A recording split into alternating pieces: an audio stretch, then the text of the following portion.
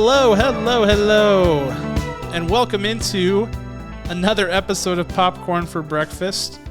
Kirk, what do you got there? You're doing art now? Yes, I've got this whiteboard with me here, and my drawing skills were inhibited, and they stopped growing after Blue's Clues, so you will only get Blue's Clues level of drawings. Sure. I mean, I don't want to offend, but I think that might be like a half step below Blue's Clues level. Because listen, and this is no knock on you, because I could do no better. But you know, sometimes them Blue's Clues fools be doing some cool drawings. Oh, that's true. I mean, a lot of times there were some 3D stuff going on. Yeah. I will say Prisms that I can and the like cubes. Cylinders. I will say I can draw cubes. Yeah. Almost. Okay. That's pretty good. Almost correct. That's like a Jello cube because it's kind of like wiggly. There we go. I got some extra lines going on here. This is terrible. This is absolutely. It's good. Awful. Kirk, you're always bringing something new to the program. That's why I like having you around. It's always fresh. So, thank you. As to intro my co-host Kirk. Hello. I'm your other. Dang it! I knew you. I was like, okay. I was watching your face. I was like, he usually does two hellos. I was like, he's gonna do a second one, and then I was like, right when I got to the point where I'm like, all right, no, he's not. Then you hit me with another one. It's well done. Kirk's here. Sometimes I wish he wasn't, but he's here. I am your other co-host, Cam. As Kirk's whiteboard said, Uncharted. That's the film we're reviewing this week. Uncharted, starring Spider-Man himself, Tom Holland, and Marky Mark and the Funky Bunch, Mark Wahlberg, Antonio Banderas as well is involved in this picture, and a few other up-and-coming actors, actresses. I don't like the word actress. I just say actor for everybody. So, because that's how I am. I'm above that. We don't need to separate into two categories. All right. But anyway, good cast here. Big names. Big film. This is an adaptation of a video game. This has been happening a lot recently, Kirk, hasn't it? It feels like, I mean, certainly video gaming is at sort of an all-time high and is sort of always growing because the sophistication of games and what modern consoles and PCs are capable of doing. Gaming is becoming bigger and bigger every year as technology grows. So I maybe shouldn't be surprised that there are so many video game adaptations going on, but man, does it feel like there's a ton right now. Yeah, just a ton. There's a big market. They're like, you know what? These people that play these games, they deserve to see their heroes on screen. Yeah. And is this on N64 or Sega, this Uncharted series, Cam? Yeah, so while you were in your cryosleep for the last 20 years, there was a new company called Sony that came into the fold, and they've done pretty well. They've had 5 consoles. The most recent one is awesome, PS5. I've owned all of them, actually, not to brag, but I have. Weird flex, bro. I am a Sony stan for sure. And so, yeah, this is Sony original Uncharted. It's interesting that, you know, the video game genre, as prevalent as it has become, has not been critically acclaimed. There are very few, if any, video game to movie adaptations that have been well received by critics or the Academy or what have you. Fan reaction has been mixed. I think some movies do really well with fans. Others don't. So this is another, and will this be the one to sort of uplift the category and set a new standard? I think that was the question a lot of people had going into this film. But let's go ahead and get into it, Kirk, because we got a lot to chat about. We saw this movie Sunday night. Unknowingly, apparently people still get off school for President's Day. I had no idea that was a thing. I don't have school-age children. And so the theater was actually pretty full, which I love to see it. And it was good. So let's get into it. Uncharted, starring Tom Holland and Mark Wahlberg, follows Nathan Drake. He's our hero from the video game. He's an explorer who, after losing touch with his brother Sam, is sort of pulled into the world of exploring. He starts off really just kind of obsessing over history and lost treasure and all of these sorts of things that an explorer and a treasure hunter would, and finds himself with the opportunity to work with Sully and to help, who's played by Mark Wahlberg, and to help him locate, in this case, Magellan's treasure, his gold, which is one of the things that Nathan Drake had talked with his brother Sam about. Along the way, they come in contact with a whole host of characters, of course, an adversary played by Antonio Banderas. There's sort of this whole thing of like, who can you trust? Who can you not trust? Even between our two lead characters of Nathan Drake and Sully, there's definitely not a trust that's built there. And then as more characters sort of come into the fold, that sort of theme permeates throughout the movie, and it all, we are going to be talking about spoilers. So if you haven't seen the film, just a warning to you, we do spoiler full reviews here.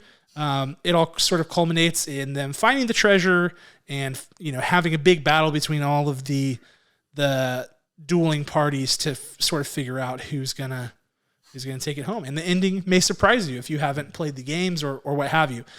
Speaking personally, Kirk, I just flexed about my Sony fandom, but Uncharted is not a series of games that I have played. I've always known about it. I've played some of it. I've never owned an Uncharted game. I've played it with friends. I've played it over time as it's been around for a really long time, but it's a very popular series. Victor Sullivan, Sully, Nathan Drake, those are names that I'm very familiar with. So I was interested to see this, but didn't have a ton of prior knowledge going into it. Kirk, what's your level of exposure to Uncharted? Same thing. I knew, well, less. Rather, I have not touched the video game or a PlayStation since PlayStation 1, I believe. So one of the most fascinating things about this was that how full our theater was on a Sunday night at 8:00, despite it still being President's Day, because it was mostly grown people of our age, right? Likely a lot of gamers and their girlfriends there for Tom Holland. So I just want to call out that is a dangerous assumption there, Kirk. I mean, I don't know. I think it was brilliant casting for this movie to get off on its feet, because it was all people our age or a little bit younger. I won't stand for this sexism. There are plenty of women gamers, Kirk. Listen, when I tell my wife, what movie you're going to see? Oh, Uncharted. Who's in it? Oh, and then she stops. She's like, wait, Spider-Man, that little Tom Holland. He's a fun one, isn't he? So I know, it's small sample size though. Aubrey is like a Mario Kart gamer, so she games. I gamed with her growing up, but she's not like the big role play RPG type gamer who would be drawn to this. So that's fair. And she's not drawn because she's attracted to Tom Holland. She's just excited about his talent. Other people who are extreme gamers and then maybe don't give their significant others the time of day, and they have these celebrity crushes. The marketers on this were brilliant, because there were couples all throughout, and you and I, who probably looked like a couple, usually, and that's fine. Yeah, we usually do. And I'm at peace with that. I'm comfortable enough in my status and sexual orientation to withstand that. And frankly, I think we make a lovely couple, Kirk. And so anybody presuming that, I'm like, sure, whatevs. I don't care. Other thing. So you are correct that the gaming community, even to this day, is still predominantly male, though that is changing. Yes. And maybe Uncharted is one of those games that, even though it's a one-player game, sort of draws people together, because there were a lot of couples there, and I was surprised by that, because I thought it would be a situation where, like, I don't know, we've been in a few theaters where it's all dudes. Like, I don't know, typically Fast and the Furious type of situation, or war movies. A lot of times I sort of expected this being a video game movie, it would be similar in nature, to your point, but no, it was a good mix, and it did really well in the box office. Did about 100 million, which is, in the pandemic era, I mean, you're smashing it out of the park opening weekend. So I'm sure we'll get a sequel. It was directed by Ruben Fleischer, which is of note because he's directed the Zombieland movies, the Venom movie. I mean, I know he directed the first Venom movie. I can't remember if he directed Venom 2, but he's done quite a few movies that have had really good box office performance. So this was another big title for him, but yeah, it did well. And the video game movies are sort of mixed on how they do in theaters, but this one did really well. So let's talk about it. Let's get technical and let's break down Uncharted to see if it was worth all those dollars that it brought in over the weekend. Let's get into it. So first, we're going to start as we always do with our acting superlatives. The first one being titled "And the Oscar Goes To," which is for the best actor in the film. I'm kicking us off this week, and I am giving my Oscar to Tom Holland himself. It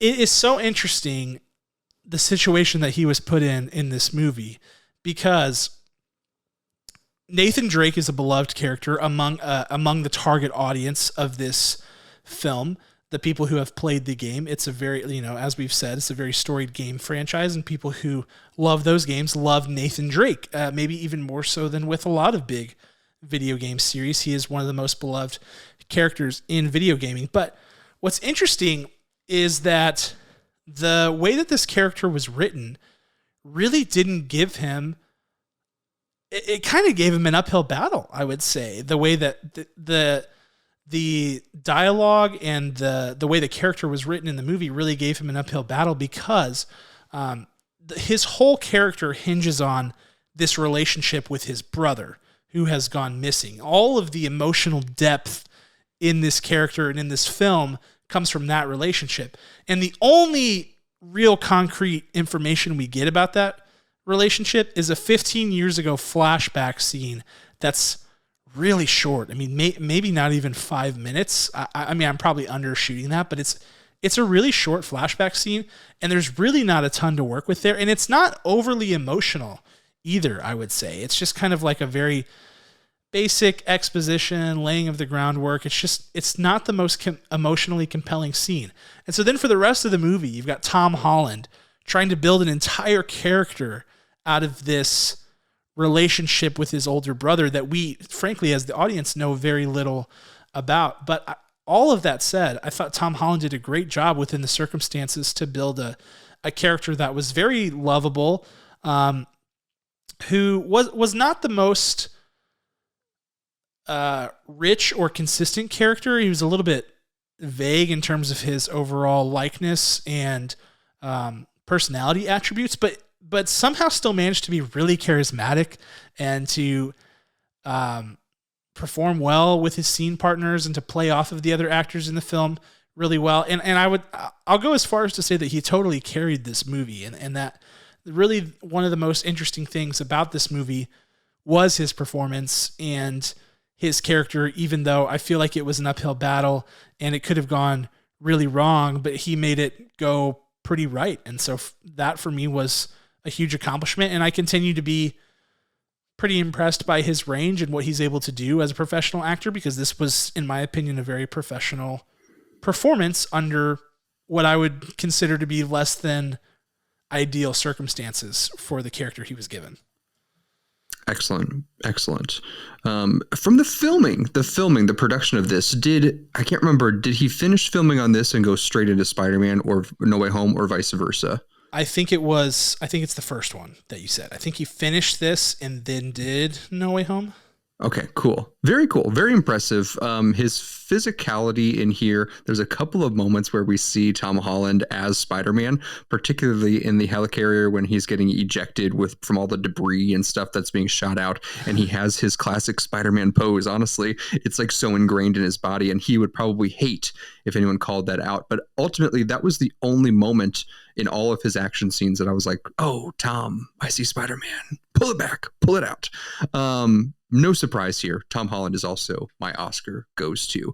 Congratulations, Mr. Tom Holland. You are en route to your Academy Award one day. We've got The Impossible. We've got every appearance in the MCU. We've got Cherry, Apple TV Plus, Netflix's Devil All the Time. Tom Holland is just an incredible wonder. He has, I think, a total of 38 film credits and like 6 on the books. It's just unimaginable how he is able to be so impactful at such a young age. There's very few actors out there, but you know every one of their names. So I tip my hat to you, Tom Holland. Everything that Cam said was correct. Cam is already spilling into his director's shoes, and I love it because those are some of my exact same callouts. Mr. Tom Holland. Nice. Good pick. If you ask me, it's the only pick. And I don't know that there's another good option there. Okay, Scene Stealer. This has potential to get weird. I don't have a Scene Stealer. I don't have one, and I hate to do that. I try not to do that. I really do. But this movie, and I have already started to show my hand a bit here. I have to continue to show my hand a little bit. This movie is chock full of characters that are, and this is harsh, I couldn't come up with a better term to refer to it as whenever I was doing my notes, but just kind of nothing characters. They're just nothing. I mean, you know, one of the big criticisms of this movie when it first came out from the fans, because I try to have my finger on the pulse of how people are reacting to these things, the big criticisms were the casting. And when you look at the images of the characters next to the people who were cast, particularly when it comes to Mark Wahlberg being cast as Sully, I think, you know, they did okay with Sophia Ali being cast as Chloe Frazer, etc. But people really raised their eyebrows about Tom Holland and Mark Wahlberg.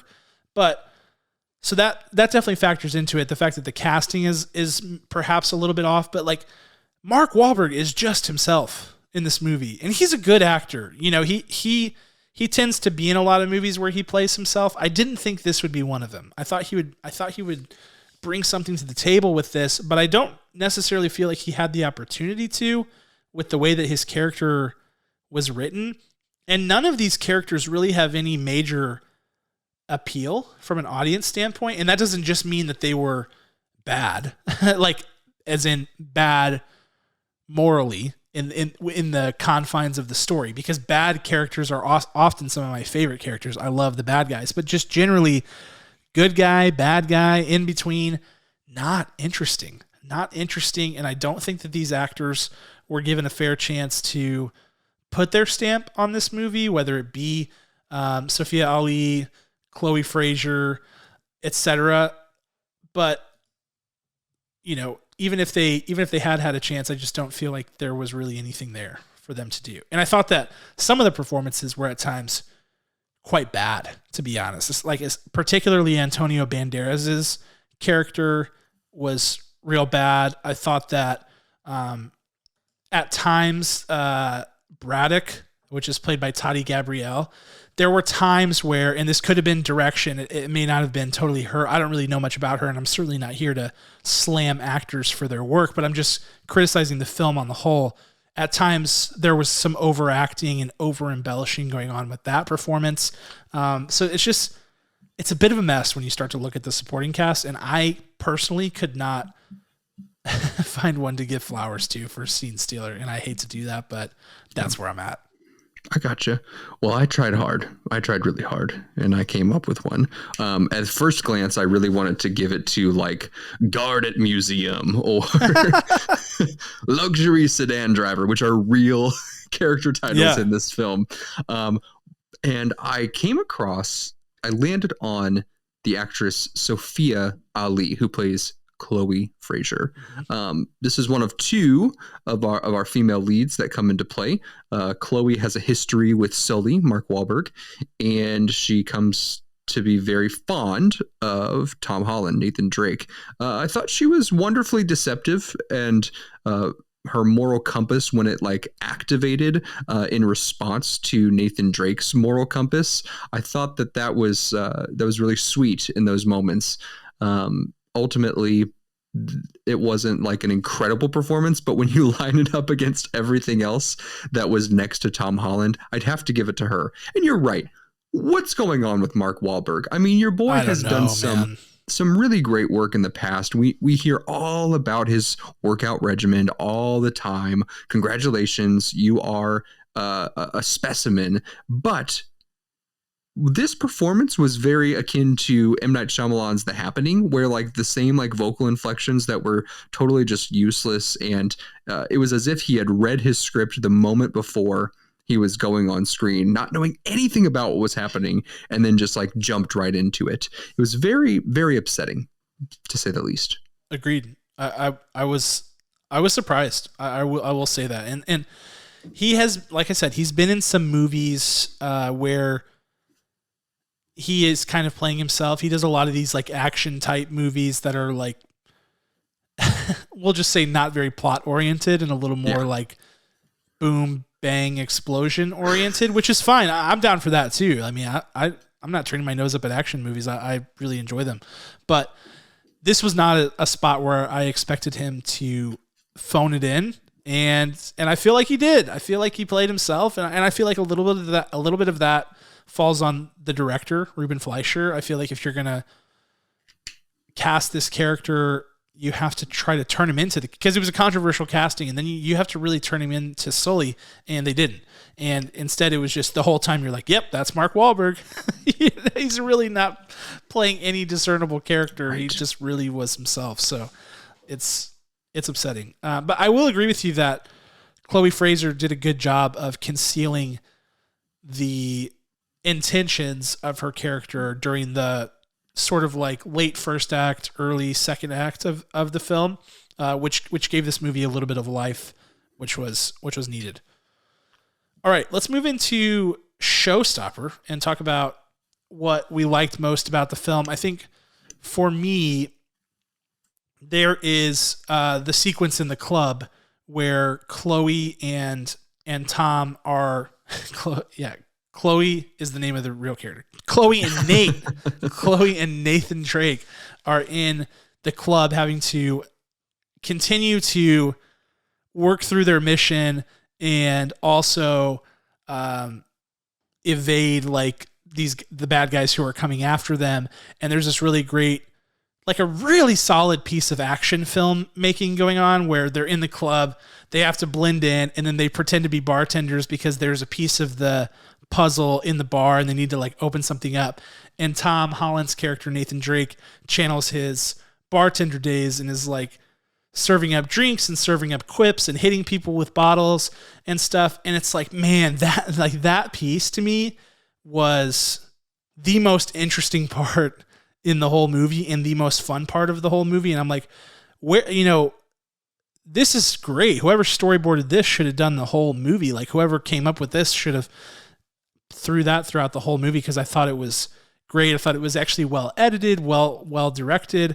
I thought Tom Holland was great performing the scene. I thought him and Sophia Ali were really good, and it was just really electric all the way through, really, until they almost drown in the underground area, and then they find the urns full of salt and the map where she turns. Like that whole set piece, starting at the club and going to where she leaves them in the lurch and takes the map, that was the most interesting part of the movie and was just genuinely good action, almost like spy adventure type movie. That was the best sequence of that in the whole film. So that's my showstopper, is that whole set piece.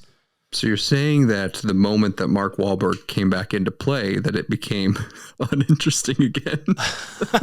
I hadn't thought of it that way, but I think you're right. He's like, he's not involved in that scene very much outside of like the Papa John's fight that he has in the middle of that at some point, which is actually kind of funny too.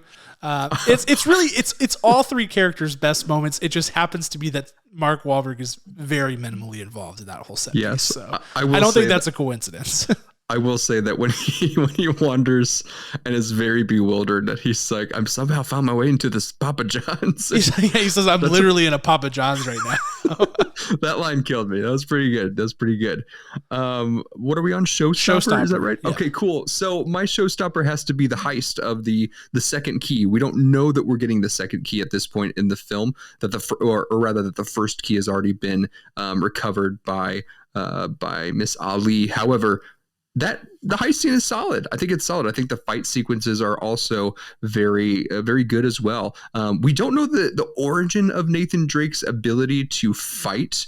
As such, I guess you just assume, well, he was in the system and he had to be a whippersnapper, but like he's a trained fighter, ladies and gentlemen. Yes. We don't get any of that, but it's all very well choreographed. The way that he is jumping around and just sneakily just evading people and ultimately getting what they need, being a trickster. I loved it. It was just very fun, cinema action happening all the way up until. And there's a theme here. All the way up until Mark Wahlberg's big trick in flipping his jacket inside out when everyone saw him bidding of 4 people bidding on the key itself. And then your security just like hands it over to him. Didn't you see him raise his paddle? Didn't you see like a lady walk over to him during this? Like, no, you saw this man. Like, it makes no sense. Well, and isn't he like known to people who would be there? Like, he's a collector, right? He doesn't usually like go to bidding things, but like there are multiple people there who know him and know of him. I don't know. That's a pretty big plot hole, right? But up until then, again, there's a trend. Right. Up until then. Wonderful heist moments, jumping onto the lights, a little far-fetched, but it was great. I think the clumsiness that Tom Holland brought to it of, guess we're doing this, gotta survive, gotta make a distraction, right? His commitment to winning their mission was great and well played out. So that's my showstopper. Yeah, I mean, I agree with that. I think heading into director's shoes, we'll kind of get into it here as I've adequately tipped my hand at this point. I think this movie has a lot of issues. I think that the majority of the issues take place in the latter half of the movie, but even the front half of the movie really has some struggles executionally. I mentioned the scene with the flashback.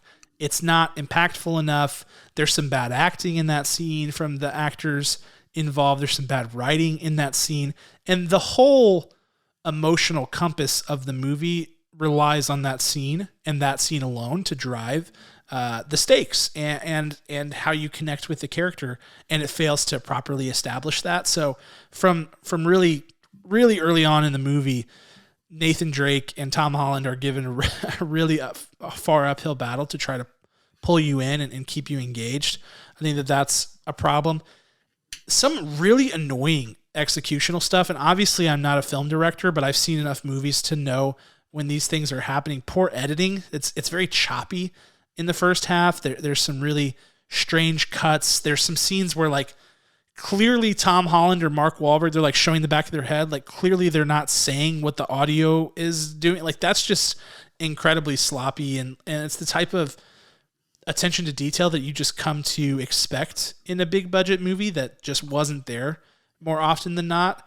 And I think largely where this film struggles, and I alluded to it earlier, is the characters and the plot, because the characters don't bring much to the table at all, which is really hard to stay engaged. The villains in this film are bad and very flawed.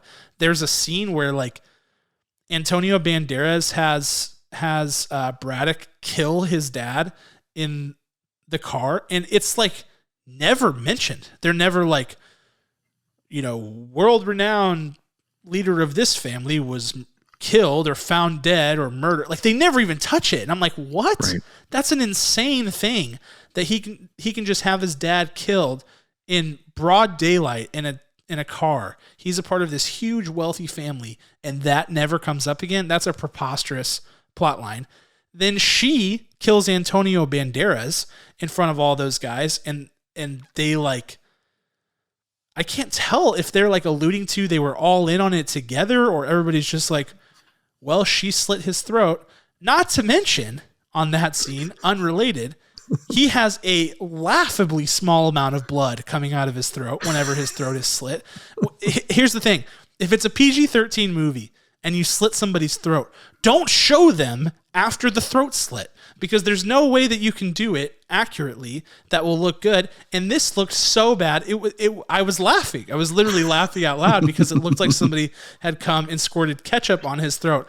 I'm like, we're supposed to believe that that guy lost an ounce of blood and died immediately. Like this is shockingly bad. But there's a lot of problems. But I feel like the other problem, and this is more genre specific, I would say, is just that video games on the whole are a creative medium, just like we talk about. They're a storytelling medium, similar to novels, graphic novels, novellas, television shows, miniseries, film, etc. Video games are a storytelling medium, like it or not. They just are. But they are built in a very different way. They're actually more similar to a book than a movie, I would say, because you are putting yourself in the role. You are role playing as the main character. Because of that, most main characters of video games are written in such a way that the player can easily put themselves into the shoes of that person. So they are given these really broad and vague, nondescript type personality traits where someone could easily go, yeah, I could be Nathan Drake. You know, they're given these very like unspecific kind of general personality traits, and they're given some spice to make it interesting. But in general, it's really hard to write these characters because they don't have a lot to them. While the story is great, oftentimes you'll find, I'm playing a video game like this right now, all of the subplots and stories and things happening are so interesting and so rich, but the main character is intentionally not, because they are you and they are only meant to be a conduit for the rest of the story to take place. And I feel like in this movie, you had the opposite thing happening and that happening at the same time. So you had all the supporting characters are uninteresting. I want nothing to do with them. I don't really like any of them. I don't feel connected to any of them, etc. And then on top of that, you got Nathan Drake, who, despite Tom Holland doing a really good job performing this character, just really didn't have much to go with. And so it becomes a bit of a muddled mess and frankly, a bit of a snooze fest to where I'm like, well, I don't really care about many of these characters, so anything that's happening right now doesn't matter. And then when you cap that off with one of the most preposterous action sequences I've ever seen in my entire life, which we haven't even gotten into yet, I was like, I'm out. Because the whole movie, and sorry, Kirk, I'm going on forever here. The whole movie is grounded in the real world. And the video game is mostly grounded in the real world, though they do this really good job in the games, as far as I've seen, of like building you up towards like what's acceptable and unacceptable in this world. But even after Tom Holland has survived falling out of a plane, which they do a decent job with, it's insane, but it's like it almost makes sense within the confines of that world. But the flying giant 1,000-year-old ships out on helicopters and maneuvering through mountains and shooting cannons off those ships, like that whole sequence is one of the most ridiculous things I've ever seen. And that's not me being a fun killer. It's just you establish rules in your movie and then you have to adhere to those rules, and they didn't do that. And so the last scene becomes laughably, hysterically bad and really hard to watch, actually. Yeah, let's just keep going on that one right there, because it's part of my director's shoes. Because when you get these ships hundreds and hundreds of years old, you strap them up to chains, metal chains, to a single helicarrier per ship.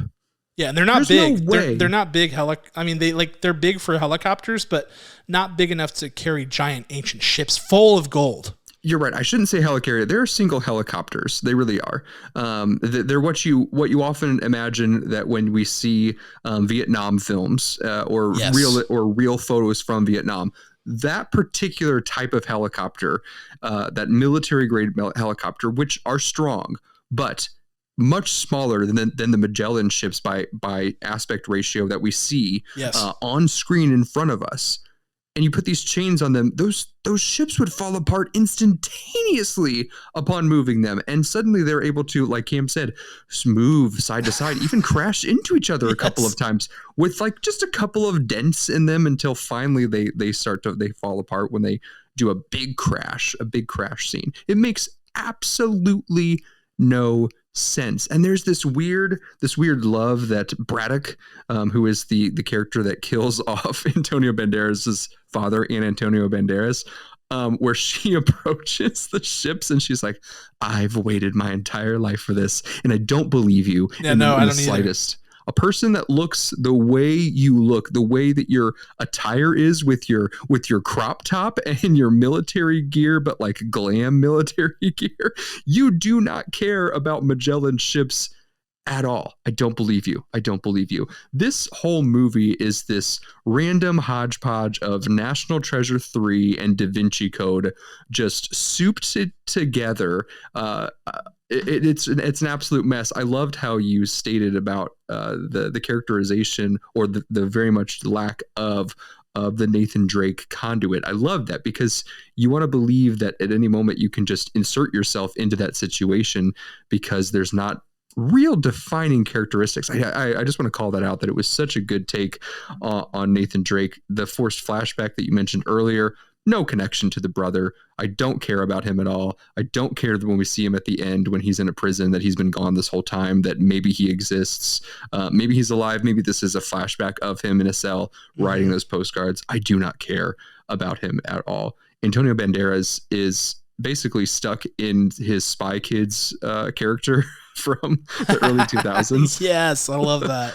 Like, that's all he plays anymore. The unrealistic survival of combat. Cam mentioned, you mentioned that you kind of believed him falling out of the helicopter with the debris falling. I did not believe it at all. No one could do what they did, ramming into a car and then like flying above it and then like making yourself go to it. I mean, Nathan Drake he establishes that he's never jumped out of an airplane, and then all of a sudden he can just fly through the air, know how to move his body in order to not just flail around and spin out uncontrollably. I mean, I certainly don't know how to do any kind of skydiving, and from what the movie told me, Nathan Drake can't either. And catapulting himself from different heights, like higher and lower, and then somehow pulling that parachute and not like breaking his neck before it hits the water. Like no one should have survived. No one should have survived that at all.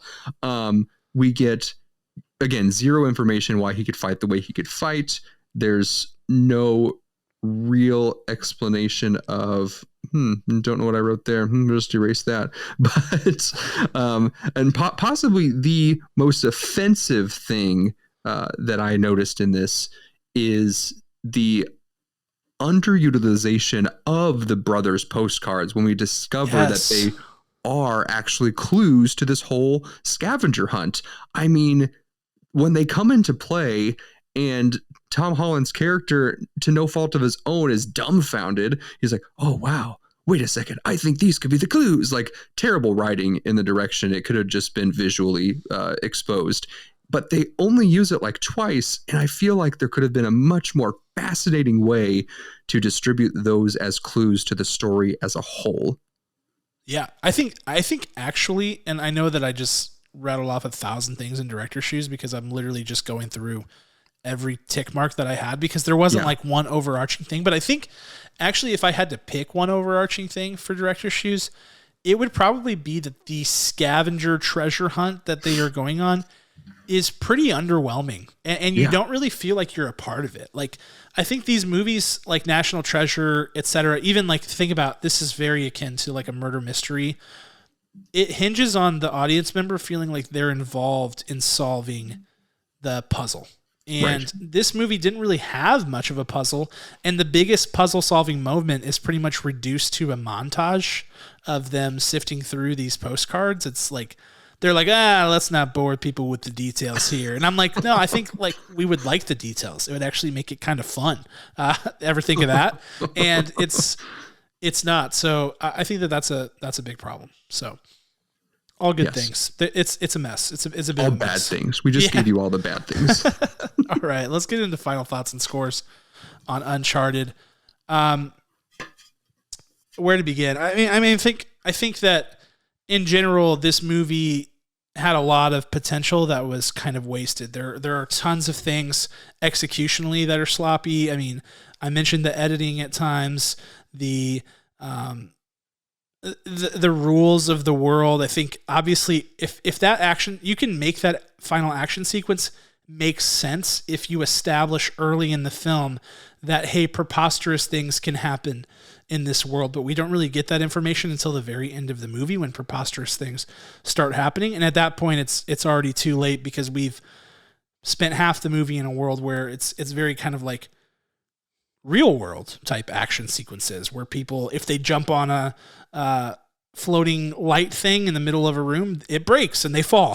Like that. Those are the kinds of rules that they established and then went back on. But the characters hurt this film. The writing hurts this film. The direction is sloppy. I think the saving grace of this movie is Tom Holland's performance, which I think is pretty good. And frankly, like the first half of the movie is enough to be somewhat engaging up through, and it's not a very long movie at all. I think it's shy of 2 hours if my timing was right while we were in the theater.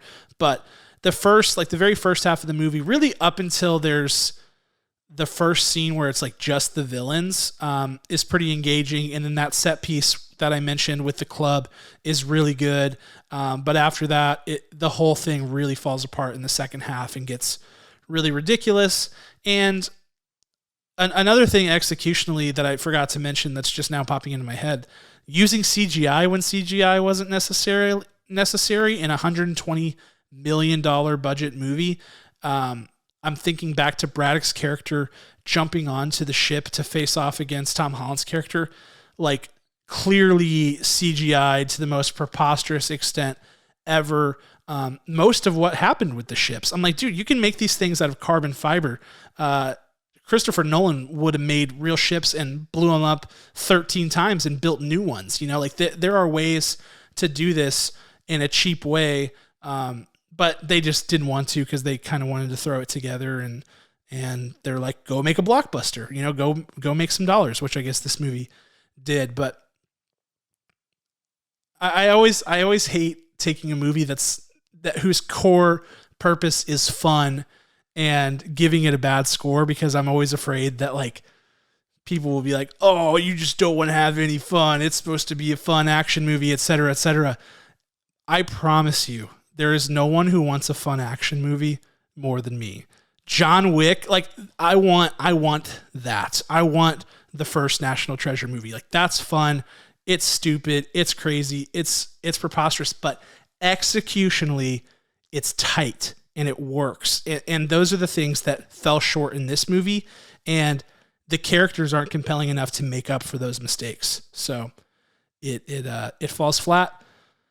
With all that being said, and I've been struggling with this one a lot because I'm self-conscious. Don't be. I'm giving this it is a safe space. I'm giving it a 3.3 out of 10. Colonel's overall very disappointed in a movie that I was very excited to see. Well, Cam, that is a very respectable score for this movie. And I like what you said there at the end about, it's meant to be fun. So how can we rate it against something that's just supposed to be silly and fun? Well, then they should have exposed that more. They should have given us those rules to this world, but they didn't. They wanted us to be as realistic as possible. To the CGI thing, there were like maybe 4 shots also where they had like these wide angled shots where it looked like exact frame by frame of what you might see in the video game. There was a different filter effect on it. Looked terrible. I knew exactly what they were doing and it looked terrible. They were trying to say, look, it's just like the video game. Look, if these characters are coming to life. No, it didn't work because this movie was supposed to be more realistic than the video game, but it based off of a very fake video game. So you can't have it both ways.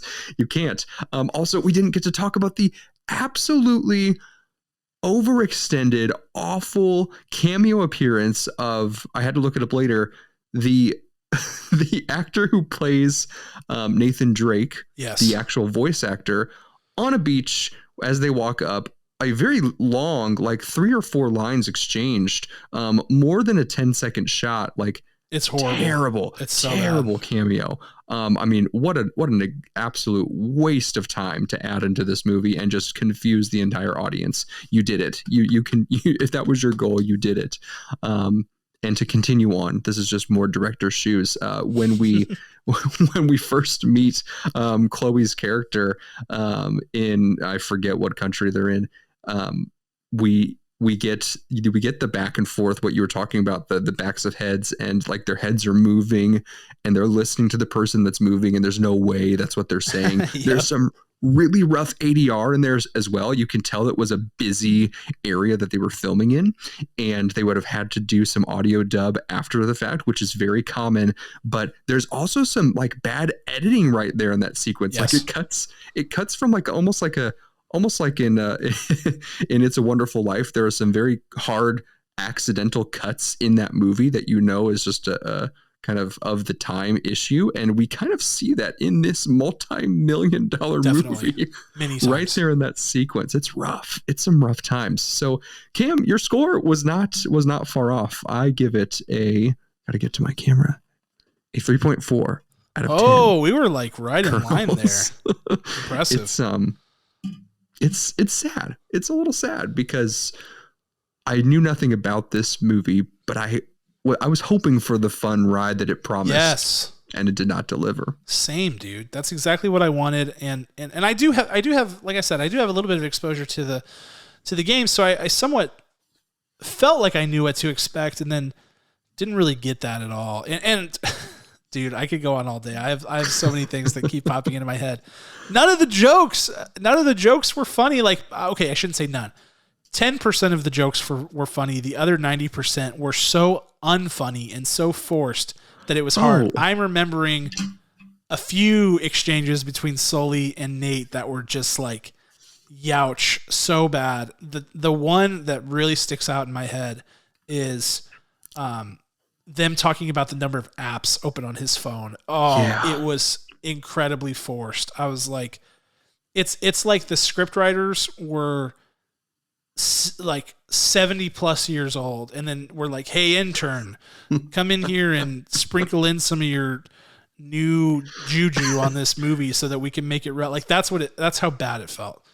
That joke also didn't land because, hey guys, remember Marky Mark is in incredible shape. He does not look like an old man, even though he is nearing 50 or even possibly past 50, but he looks like a sharp 37-year-old man. Like there's nothing old about him. Like you can't say that joke about him. It's just not feasible. No. And the whole cat through line, not great, really just not great. And we get a setup for the sequel. Terrible scene. And why wasn't his stinking necklace part of this scavenger hunt? Maybe it's a bigger deal later, but that should have absolutely played into something into this first introduction of these characters. 100%. It's got problems, Kirk. It's got major problems. We'll be here for 3 more hours discussing the terrible. We could be. I mean, I just keep coming up with more. I should have been more structured in my notes, but things keep coming to mind. We're only 2 days removed from having seen it, so it's still pretty fresh, and that's the reason why. And in a way, I'm still digesting it, but definitely have digested it enough to know that it was not good. So. That's our thoughts on Uncharted. If you saw it, I hope you enjoyed it. I really do. That's all I ever want is for you to at least enjoy whatever movie you're watching. I hope they hated it. I would never wish that on anybody. So we can talk about how much we hate it together. Kirk, you're a little edgy today. You're throwing out a you're throwing out a lot. You're like, I hope you hate this movie.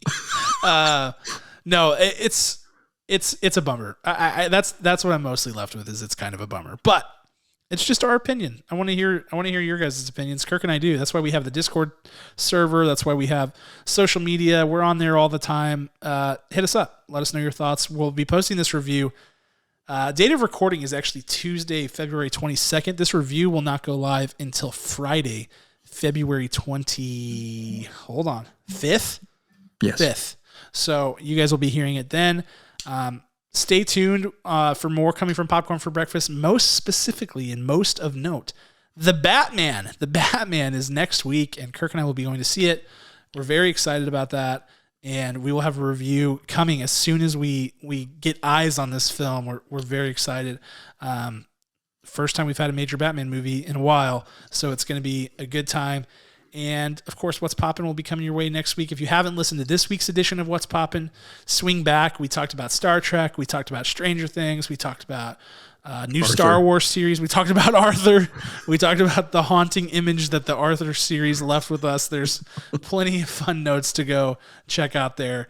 But until next time, I want to give a special thanks to our executive producer, Ryan Spriggs, and his band, Rhetoric. The music you're hearing right now is performed by them. Check them out on Spotify or Apple Music or wherever, and we will see you next week. Talk to you then.